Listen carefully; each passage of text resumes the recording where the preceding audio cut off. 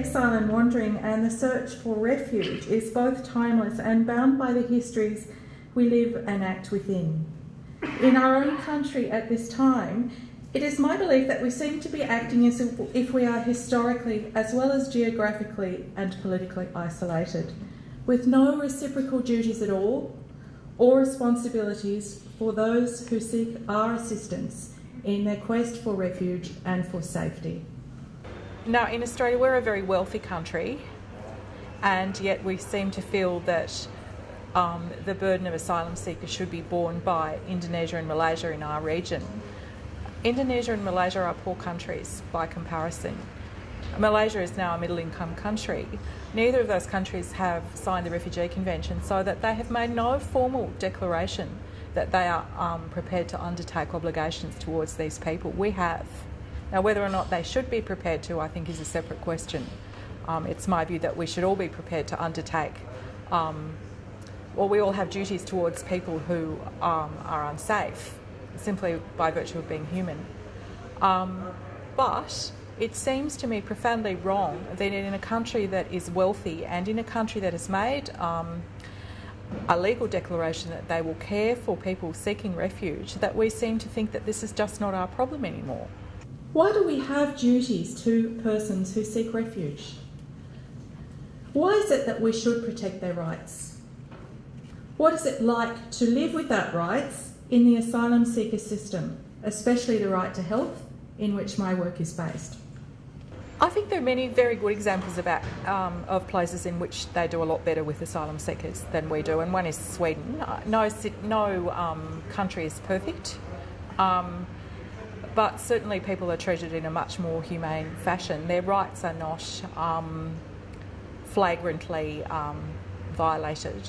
So detention in Sweden is very much a matter of last resort, and there has to be some other complicating factor. It is the case, in my understanding, that in Sweden, if a person is given a decision that they should leave, they generally accept it. They don't challenge it because they feel they've been treated fairly. And while I'm not going to suggest that there isn't racism in every country, I don't believe that people are scapegoated in the way that they are here, and that there is some compassion for the kinds of things that these poor people have been through. It's not the case here that we seem not to tend to believe people when they come here, that they actually can no longer live where they've been living, and the reasons that they can't live there are because they're going through very, very terrible things, and that they're in fear for their safety or the safety of their children. And I think that this has been quite a willful campaign. Just the use of the word illegal immigrant, to me, is a very pernicious way in which we seek to scapegoat other people. Now, it's not illegal to seek to be a refugee. We have signed the convention. People have 45 days to declare their intention, and as a convention country, if you enter Australian waters on that basis and you make your declaration that you are in need of protection, then you are not entering illegally.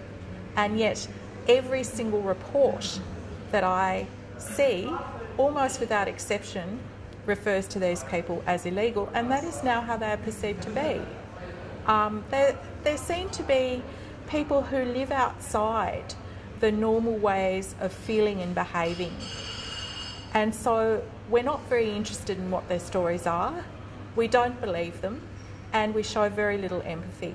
If the refugee believes that there was ample cause for their illegal entry or presence, that is, to escape threats upon their life or freedom, and if they swiftly declare their presence, this right is protected in Article 31 of the Convention, to which Australia is a signatory. At the basis of those agreements is an idea that human rights are universal. They don't just belong to people who are like us and people that we happen to like. They belong to everybody. Now, to talk about human rights is to talk in a legal framework. I'm not a lawyer. I've done a lot of work on what rights might mean politically. What rights mean?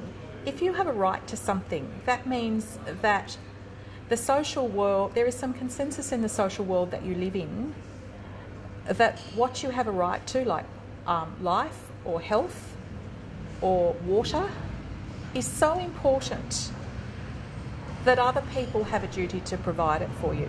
And these duties are mutual duties. We all have rights and we all have duties.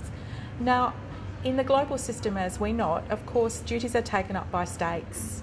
But to sign an international declaration means that even if the duties are not taken up by states, as is in the case of people seeking to be found to be refugees, we still consider, simply by virtue of being human, we are entitled to expect to be treated with this minimum standard of decency. And as people who are already able to access and enjoy these rights, we have some duty to make sure that other people can enjoy them too. And these are very, very basic duties that we have towards other people. I mean, it is really, I think, a kind of description of a very basic standard of human decency. I want to talk a little bit now about the deprivation of human rights, and I think the first of these relates to incarceration. The present situation is that if people arrive by boat, there is mandatory incarceration. There's been some tinkering around the edges of that. It's my view that if a person has not committed a crime, it is a very, very serious violation of basic human rights to incarcerate them. So incarceration, and sometimes people say, well, is prison a human rights abuse? Yes, sometimes it is.